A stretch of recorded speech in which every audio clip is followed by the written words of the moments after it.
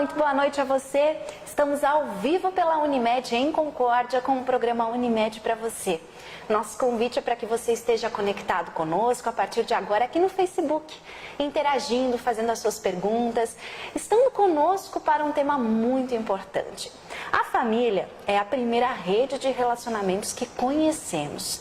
Existe um nome, um termo que representa tudo isso: laços familiares. E é com esse objetivo que nós convidamos a nossa querida psicóloga Daniele Prado, conhecida e reconhecida em Concórdia, na grande região, para trocarmos informações sobre esse assunto, que é tão importante todos os dias do ano, mas se torna ainda mais evidente nesse período de dezembro, janeiro, onde todos nós cidadãos temos a oportunidade de estar mais perto de quem a gente ama. Então você é nosso convidado para que a partir de agora esteja ao vivo no programa Unimed para você, que foi feito para ampliar a sua visão de saúde.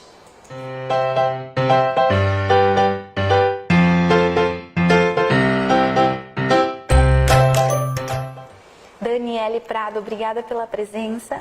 É uma honra ter você conosco pela primeira vez aqui na Unimed, ao vivo, para conversar e dividir conosco toda a sua experiência. Obrigada.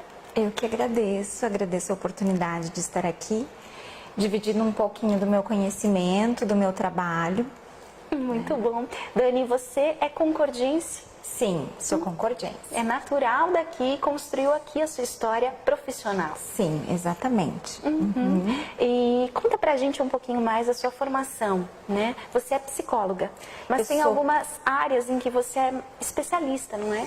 Sim, eu sou psicóloga há 12 anos, me formei aqui na UNC, iniciei meu curso em Curitiba, na Universidade do Tuiuti, e encerrei aqui com a Universidade UNC, né? Há 12 anos atuo na área clínica, né? Encerrei o curso e já iniciei com a área clínica e já iniciei também nesse tempo a formação em terapia sistêmica familiar com o Instituto Elo de Passo Fundo, e neste mesmo tempo em que eu fui fazendo essa formação, eu fiz uma segunda formação em terapia familiar com o Dr. Groisman no Rio de Janeiro, no Instituto Núcleo Pesquisas, né? Então eu tenho 2 formações em terapia familiar.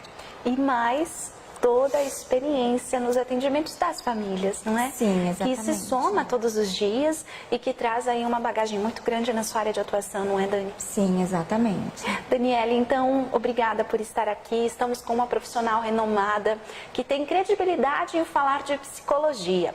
E é para isso que nós convidamos ela, porque ela realmente vai ajudar a gente a entender esse assunto, laços familiares, e mais do que isso, ajudar a gente a colocar essas emoções no lugar. Porque é sempre importante nós cuidarmos daquilo que nos envolve todos os dias, que é a nossa personalidade, o tratamento com os familiares, como estamos cuidando de quem nos rodeia e como também cuidam da gente. Dani, então família é a sua especialidade. Você ama o que você faz, não é? Exatamente. É muito bom lidar com família. O que geralmente vem em primeiro lugar para a gente são as crianças, né? É muito interessante assim, porque a criança, ela mostra para a família o que está acontecendo, mas não é de uma forma clara, né? Ela nunca vai conseguir expressar de uma forma clara que algo não está bem na família.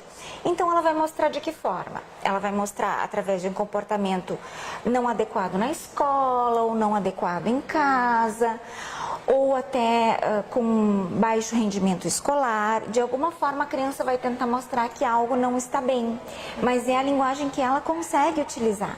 E nem sempre os adultos conseguem interpretar, né, que ela está querendo mostrar algo que não está bem ao redor dela, dentro daquele núcleo familiar. Talvez os adultos pensam que é normal para ela, naquela idade, que outras crianças também fazem ou têm aquele comportamento da mesma forma, e não, é um sinal de alerta. É um sinal de alerta, exatamente. É o que nós costumamos dizer, que a criança sintomatiza um problema familiar, né? Lógico, quando vem uma situação assim, por exemplo, de baixo rendimento escolar, a gente costuma fazer uma avaliação, né, a nível neurológico, tentando descartar todas as possibilidades de baixa capacidade cognitiva realmente, né?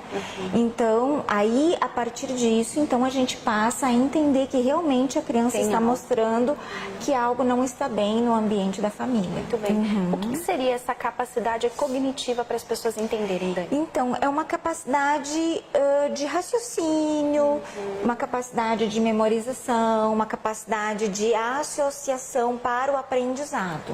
Ótimo. Então, primeiro é considerado isso. Isso, né? Exatamente. Caso esteja tudo bem e a criança tenha esses comportamentos ou demonstre algo, a gente vai para o nível das emoções. Isso. Muito bem.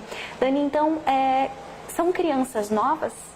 São crianças em fase ainda bem novinhas? Ou são crianças que já caminham para uma adolescência? Como que elas costumam chegar até você?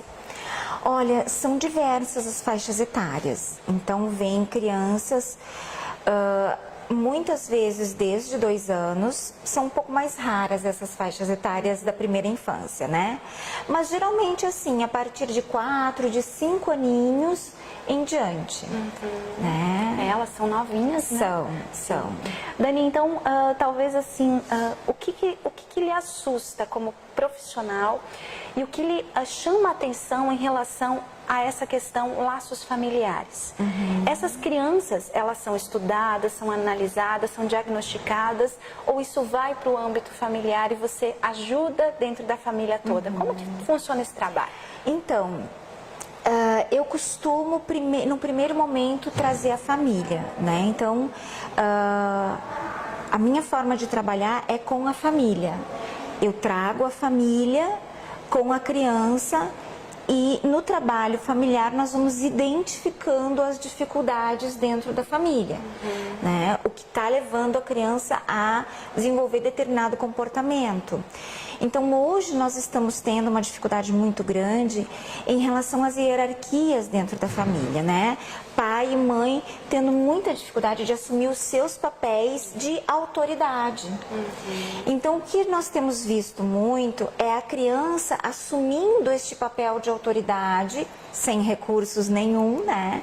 Logicamente, o que a gente acaba chamando, como Samitiba mesmo dizia, o rei... Qual era o termo que ele dizia? Era muito interessante.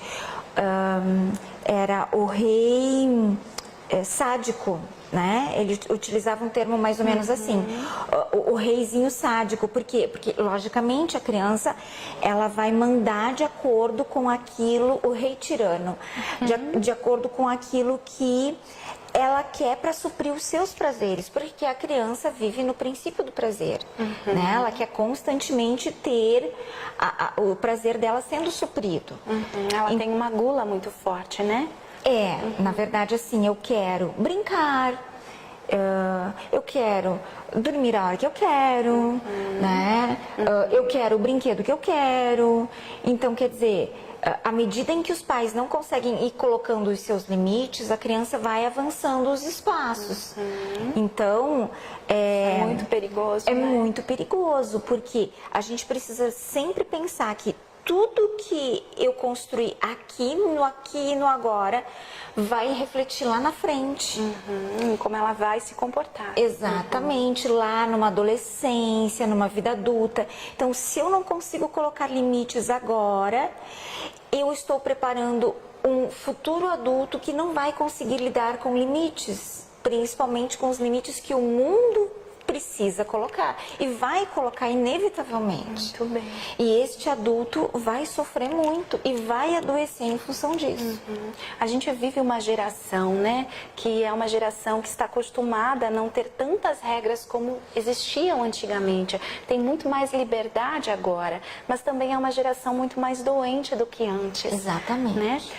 Alguns especialistas nisso também dizem, que eu já li e acompanho, enfim, que a época militar, né, onde a gente via regras, né, onde existia o respeito por pessoas mais velhas da sua família que lhe empunhavam, lhe colocavam alguma situação, né, a gente entendia essa autoridade, né, sim é sim, não é não. Hoje em dia é muito mais difícil, Dani. Sim. Existe um segredo para a gente colocar limites, então, como se fazia antigamente? Por que hoje em dia é tão difícil? Então, nós saímos Pensando nessa questão político e cultural, social, né, nesta linha, vamos pensar que nós saímos lá das décadas de 50, 60, onde começaram os movimentos sociais, né, 70, culminando ali com o final da era militar, nos anos 80, aonde nós estávamos em extremos e fomos para outros extremos. Então nós saímos do não pode nada para o pode tudo. E isso é muito perigoso. E ainda não encontramos um equilíbrio nisso tudo. Né? Então, o que nós precisamos muito hoje é assumirmos o nosso papel de pai e de mãe com a nossa autoridade. E nós criamos a fantasia, a ideia muito fantasiosa realmente, de que dizer não machuca nossos filhos. E na verdade, o dizer não é um fortalecimento.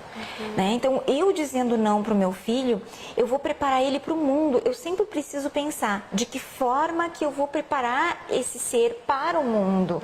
E não nas satisfações imediatas, porque nós estamos somente dando satisfações imediatas para os nossos filhos. É verdade. Não estamos preparando eles para o mundo. É verdade. Quando eles chegam numa adolescência e se deparam com alguns limites sociais, se deparam com frustrações amorosas, frustrações afetivas com os amigos, eles desabam porque não sabem lidar com isso.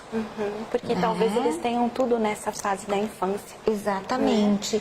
E aí nós temos uma idade de alto risco, aonde eles estão se punindo, se mutilando, porque não estão sabendo lidar com as frustrações. Né? Não conseguem se aproximar dos pais porque a tecnologia está criando abismos dentro da família. Inclusive, essa falta de comunicação é um grande perigo para os laços familiares, Exatamente. não é? Exatamente. Não tem mais aquela hora da família. Né? Existem crianças que vêm para o consultório muito pequenininhas se queixando que o pai e a mãe não saem do celular. Ou seja, eu só quero um pouco de atenção. Né? É tudo que a criança busca, ela busca um pouco de atenção. A criança que faz a birra, a criança que tem um comportamento adverso, ela só está buscando um pouco de atenção. Então, buscar a sensatez de largar tudo que você está fazendo e dar a atenção devida. E muitas vezes os pais chegam com umas criaturinhas muito pequenininhas e essas criaturinhas muito pequenininhas estão dominando o lar, né? E tirando os pais do centro das emoções deles. E eu dou uma tarefa muito simples, mas que para as pessoas hoje está sendo muito difícil fazer. Volte do seu trabalho e largue tudo por 30 minutos e vá brincar com o seu filho no chão da sala. Uau! É muito simples, mas ao mesmo tempo eles não se deram conta em função das demandas da vida. Por quê? Porque a tecnologia está nos demandando demais e a gente está se deixando levar por isso. É um esgotamento, né? Exatamente. Não há hora, não há momento em que a gente possa parar e descansar. Existe uma cobrança em relação quanto nós adultos, né? Se a gente não está conectado, se a gente não pode responder naquele momento, isso suga o tempo que a gente teria com os nossos filhos. Exatamente. E aí a Daniele entra nessa questão tão importante que a gente tem fatos que evidenciam, especialmente na nossa região, o alto índice de suicídio entre os jovens, não é? Porque há uma faixa de risco, uma faixa etária em que eles já tiveram todos esses sintomas, né? Talvez a gente não conseguiu perceber e existe o extremo. Sim. Isso acontece mesmo, Dani? Muito. Nós estamos assim vivendo um momento de muita preocupação, de alerta realmente, porque o que fazer com esses jovens, né? E temos muito o que fazer realmente. é uma idade de alto risco dos 10 aos 17 anos, porque eles estão numa etapa de muitas mudanças. São mudanças hormonais, são mudanças físicas. Tem um momento em que o corpo nem todas as partes do corpo acompanham os crescimentos. Então, os braços estão mais longos do que as pernas, o tronco dá uma esticada maior, ou seja, eles ficam um pouco desengonçados. Tem ali existe uma pequena fase até o corpo se ajustar. Aí o que vem? Vem o bullying. Isso. Vem o bullying intensamente, né? Ou seja, são as primeiras verdadeiras frustrações. Exatamente. Deles, né? E também por quê? Porque estão faltando valores dentro das famílias, dentro da sociedade. E eu penso que o respeito ao próximo também é trabalhado muito dentro das religiões, dentro da espiritualidade. Não importa qual. Mas eu penso que é fundamental e os nossos jovens estão ficando cada vez mais distantes disso. Eu não quero ir à igreja. Tudo bem, meu filhinho, não precisa ir hoje. Eu ia dizer justamente um reflexo da falta de espiritualidade ou fé dos pais, né? Exatamente. Do que eles veem, porque tem isso, os psicólogos não costumam dizer, Dani, que normalmente não é o que a gente fala que vai inspirar os nossos filhos, mas o que a gente faz. Além disso, é você se manter firme. Não, isso é importante para a sua vida. E você vai conosco, porque isso representa também um valor para a nossa família. Isso mesmo. Entende? Então, algumas coisas nós não podemos ceder aos nossos filhos. Não há negociação. Isso precisa estar em pauta dentro da família. Existem coisas que não se põem na negociação. Muito bem, Dani, obrigada por essas palavras. Não há negociação. Como é bom ouvir isso nos tempos de hoje, né? Sim. Em que tudo é negociável. Sim, então, exatamente. há coisas que não se negociam quando a gente fala de relações familiares. Exatamente. Muito bem. Sim, é só assim que a gente vai manter os valores dentro da família. Muito né? bem. E aí vem, porque você é uma mãe chata, porque você é um pai tirano, horrível, eu odeio você. São argumentos, não tenham medo dos argumentos. Né? Eles vão tentar buscar as compensações, eles vão tentar sempre buscar o caminho mais fácil. Mas a gente sabe que isso é da boca para fora. Né? Os melhores pais, os melhores educadores são aqueles que dizem não. Nesse não está o grande amor de um pai por um filho. Ok. Muito bom, Dani, muito bom. Nós temos um comentário aqui do Daniel. Boa tarde. Falam que as crianças estão mudando, mas na verdade nós pais estamos deixando de exercer o que aprendemos com os nossos pais lá no passado. Exatamente. Talvez são gerações as nossas, né, que também foram regradas, que tiveram as suas bases, os seus valores e agora também estão sentindo uma certa liberdade. Sim. E acabam esquecendo do que realmente é essencial e importante. Exatamente. Dani, então quais seriam os caminhos que a gente poderia observar que algo está errado dentro da nossa família? Então, é importante observar, principalmente no adolescente, a criança, por exemplo, assim, vamos começar por etapas. A criança que brinca é uma criança saudável. A criança que quer fazer bagunça é uma criança saudável.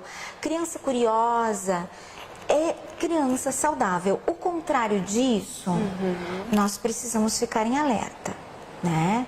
Se ocorre eventualmente, ela pode estar com alguma coisinha orgânica, né? Criança que adoece, fica mais quietinha, ok. Mas aquela criança que é apática, aquela criança que não interage muito com os outros, que não busca fazer amizade, essa é uma criança que a gente precisa estar atento, né? Então, vamos olhar um pouquinho mais de perto, vamos conversar um pouquinho mais, de repente, tentar olhar o contexto familiar, se é uma criança que vive só com adultos, tentar entender a realidade da criança, sentar para brincar, ver como ela corresponde a isso, né? E, lógico, temos muitos recursos hoje.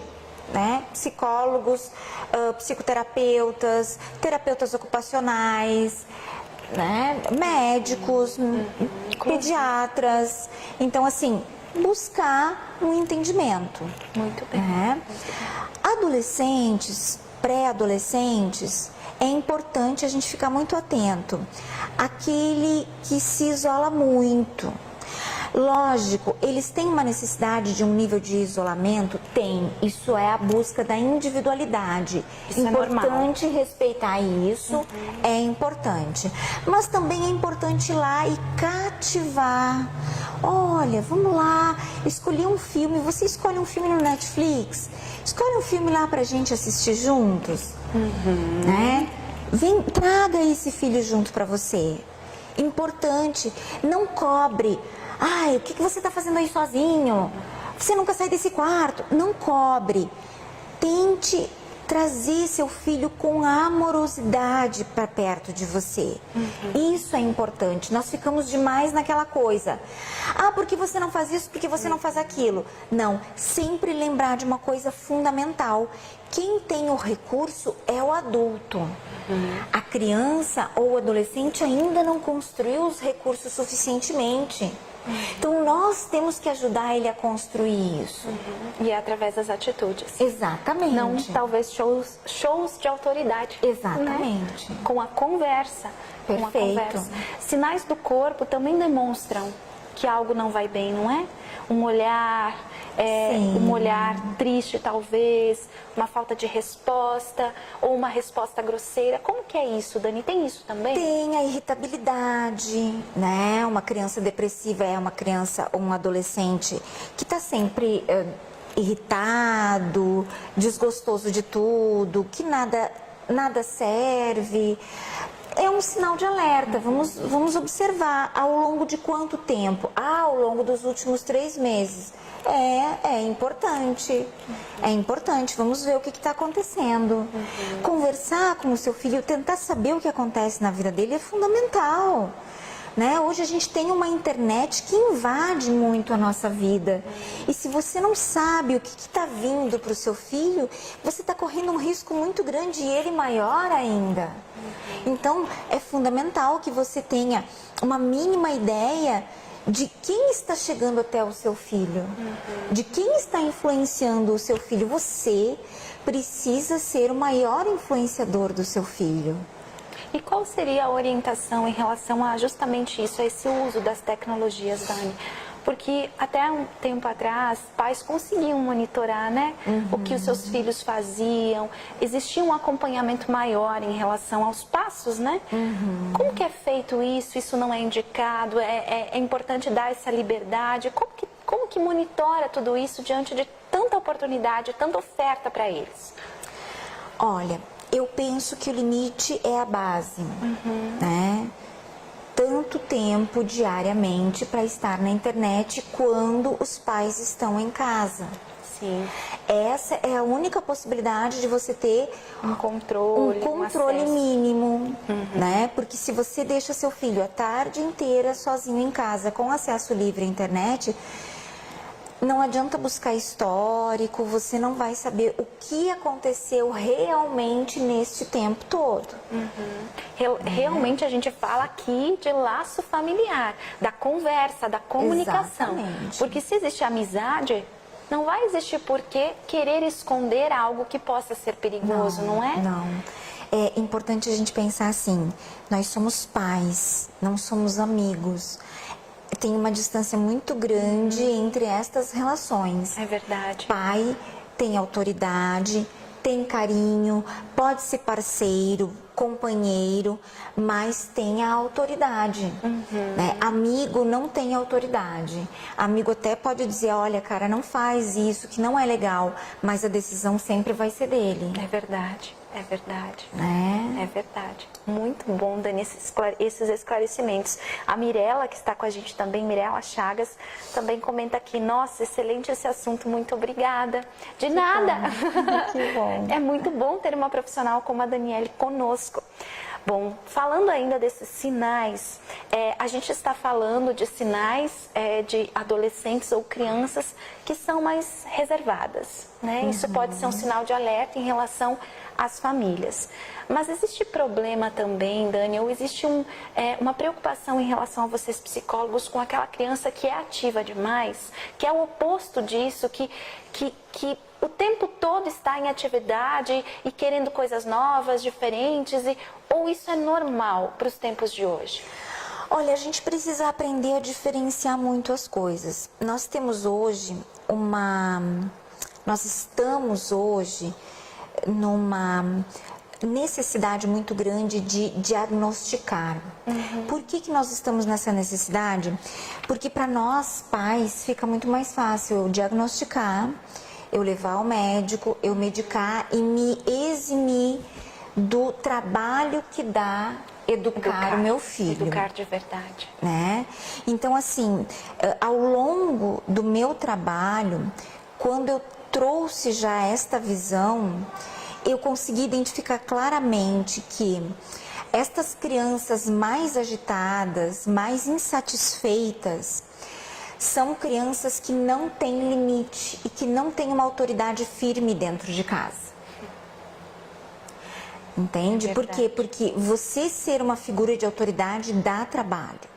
Você colocar limites no seu filho dá trabalho, porque quando você liberou tudo por um tempo e daqui a pouco você vai ter que segurar as rédeas, ele vai se rebelar. Como assim? Você me deixava tudo e agora você não quer mais me deixar?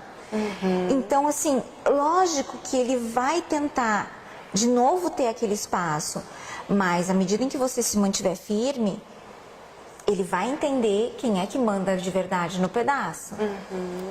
Só que isso dá trabalho. Isso dá trabalho, muito trabalho. Educar filhos dá trabalho. Hoje nós estamos tendo muito a possibilidade de fazer escolhas. Filho precisa ser uma escolha. Se você não se sente capaz, repense. Né? Porque realmente é uma grande responsabilidade no mundo em que nós estamos vivendo hoje, trazer um filho ao mundo. É maravilhoso, sim, as recompensas são incríveis, são impossível mensurar. Né? Mas então dedique-se a isso, porque você está formando um ser humano e o quanto é maravilhoso você enxergar os resultados dessa tua dedicação. Né? Você vê seu filho conseguindo conquistar seu caminho, né? Interagir com as pessoas, interagir com o mundo. Então, assim, é fantástico, vale muito a pena. É um trabalho que vale muito a pena. Muito bem. Né? Talvez esse seria um presente de Natal e Ano Novo perfeito, não é? Exatamente. Uma dedicação maior a esses nossos filhos ou as pessoas que fazem parte do nosso laço familiar. Muito melhor do que um presente, talvez seria a gente passar a dar aquilo que a gente deixou de dar, né? Sim. Em algumas situações. Você indicaria isso para esse nosso final de ano, Dani? Sem dúvida nenhuma. Nós precisamos dar muita atenção para os nossos filhos, dar muito carinho, dar muito afeto, dizer não, fundamental isso. O maior presente que você pode dar nesse Natal para o seu filho não é enchê-lo de presentes, mas dizer alguns nãos sensatos nãos. Né? Isso também é fundamental. Muito bem. Para a gente encerrar então, Dani, nós temos um questionamento aqui, talvez você possa nos ajudar. Ok. Tenho 2 filhos, Cauã de 10 anos e a Brenda de 7. São maravilhosos, mas eles têm muito medo de ir ao banheiro, ir dormir sozinhos. O que fazer, doutora? É Daniel. Certo. Bom, é natural a criança ter medo, né? Todos nós temos medo. É uma emoção muito forte. É uma emoção, né? Exatamente. É importante, assim, conversar com a criança. Existem muitas histórias interessantes para ajudar a criança a lidar com o medo, né? Então, de repente, assim, procurar livrinhos que ensinem de forma lúdica. A criança entende muito melhor através das imagens e das historinhas fantasiosas, né? Então, ler historinhas, tentar passar esta segurança que vocês estão ali sempre cuidando deles, tentar identificar em que momento começaram os medos, né? O Cauã, já com 10 anos, talvez já deveria ter superado um pouco mais esse medo. Às vezes a gente fica assim num questionamento de como está o ambiente familiar, né? Tentar observar se os pais discutem muito. Às vezes a gente não se dá conta. Nós não nos damos conta da maior parte dos nossos comportamentos. Nosso comportamento, ele segue muito de forma inconsciente. A maior parte do nosso comportamento é inconsciente, regido por nossos aprendizados lá de trás. Então, assim, tentar se dar conta se não existem muitas discussões dentro de casa, ou como está o ambiente escolar, se em casa está tudo bem, se na escola, de repente, não existem hostilidades, né? Já tive casos de professores hostis, né? Já tive casos de muito bullying. Então, assim, tentar identificar que podem também ser fatores externos influenciando nos medos das crianças. É uma falta de segurança, não é? Exatamente. De algo. Ou Exatamente. em relação às pessoas, né? Ou em relação ao meio. O medo vem disso, não é, doutora? Sim, exatamente. Dani, desculpa, eles chamam de doutora, mas é o hábito. Sim, tá certo. Não Muito tem bem. problema. Daniel, acredito que mais dúvidas, né? Você fica à disposição, Sim, não é, Dani? com certeza. Na verdade, o estudo clínico, né? Porque tem isso, né? Tem que conversar, compreender muito bem o histórico para conseguir auxiliar e ajudar. Mas as dicas realmente foram essenciais. Isso vale para todos nós, né? Sim. Eu acho que todas as crianças têm um pouco de medo de dormir sozinhos, né? Sim. Mas é uma questão muito particular de cada um. Sim, exatamente. Como eu coloquei assim, é importante tentar entender o contexto em que a família está vivendo, em que a criança está vivendo, qual é a realidade em que ela está inserida, né? Os cuidadores, quem são os cuidadores, como esses cuidadores estão lidando com essa criança. Às vezes, assim, tem cuidadores que usam muito aqueles artifícios antigos. Olha que o homem do saco vem te buscar, né? Olha que vai acontecer isso contigo, olha que o avião tá vindo, né? Umas coisas assim, muito antigas e que realmente a criança não tem o alcance da realidade. Ela entra nesta fantasia. E isso passa a amedrontar ela e gera muito medo.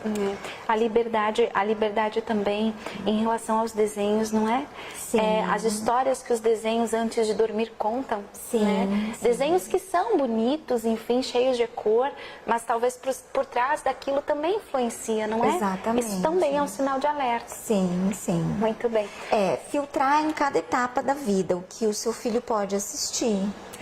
Né? Existem canais muito bacanas, hoje tem uma diversidade muito grande de desenhos animados, então assim, em cada faixa etária, saber o que seu filho pode estar assistindo. Isso. Né? Eu penso que tem alguns desenhos animados que deveriam ser totalmente excluídos para qualquer faixa etária, porque assim tem um contexto de muita violência. Exatamente. Que eu penso que não vale a pena você instigar isso em nenhuma criança. Nenhuma criança. Tem mais um comentário aqui, é da Moni Miquelon. Ela diz que tem 5 filhos, um menino de 3 anos e um menino de 3 anos. Ela diz que esse menino de 3 anos, ela não consegue tirar as fraldas, ele já fala tudo, sabe pedir, às vezes passa o dia assim, mas às vezes, passa o dia, às vezes passa dias, né? E às vezes ele acaba fazendo esse xixi nas calças. Ela pede se isso é algo emocional, né? Algo que precisa ser tratado ou trabalhado. O que você acha, Dani? Ele já está assim no finalzinho daquela fase do desfraldar, né? Então, assim, pode ser alguma questão emocional, é importante, assim, investigar o contexto. Pode ser alguma questão de autonomia, ele é o caçula, e nós pais, às vezes, estamos também no luto, não sei se a família já decidiu que ele é o último, né? Ou se virão mais alguns, mas às vezes nós pais estamos no luto do nosso caçula. É o nosso caçula, tá deixando de ser bebê. E aí a gente passa mensagens não claras, logicamente, mas assim, que ele pode ficar bebê por mais um tempinho, né? Então, assim, lógico, é importante, assim, a gente estar investigando melhor, mas é uma questão de autonomia o desfraldar. Então, assim, o estímulo ao banheiro também é trabalhoso, porque aí tem que ir, levar ao banheiro, ficar alerta, questionar constantemente, quer fazer xixi? Vamos pro banheirinho, né? Tem aquela coisa dos troninhos coloridos, dos troninhos que cantam musiquinha, né? Ou então dos redutores, né, de sanitários, enfim. Algumas questões eu acho que é interessante, por exemplo, quando me vem situações como essa, eu indico para as mães, porque também às vezes as crianças, quando sentem essas mensagens, elas também trabalham a favor de deixar os pais felizes, né? Papai e mamãe querem que eu fique um pouquinho mais tempo assim, bebê, então eu vou deixar papai e mamãe felizes. Então, assim, eu indico, vai junto com ele, leva um livrinho, conta uma historinha, tenta entreter ele, tenta relaxar ele, né, para que ele entenda que aquele também é um momento bacana, que aquele momento também faz parte, e vai aos poucos se retirando disso. Correto. Né? É uma boa dica, Moni, viu? Depois você nos conta se ajudou. Sim. E é trabalhoso. É trabalhoso. Você já tem 5 filhos, tem experiência, mas Exatamente. é trabalhoso, muito trabalhoso essa fase. Mas não tem nada de errado, não. Dá para consertar.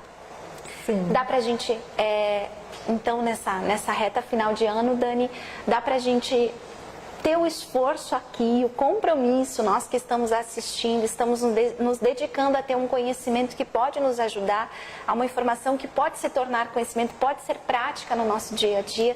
Dá para transformar tudo isso em uma realidade, fortalecer os nossos laços familiares, então, Dani? Sem dúvida. Ainda sem é dúvida. possível diante de tanta oferta, de tanta oportunidade. Sim, eu penso, lógico, né? Quando a gente liga a televisão, principalmente, observa as notícias nas redes sociais, a gente se assusta muito, né? Eu tenho várias pessoas conhecidas que decidiram não ter filhos, né? Como é que eu vou colocar um filho neste mundo? Mas eu penso que a esperança movimenta a vida e nós precisamos manter a vida, né?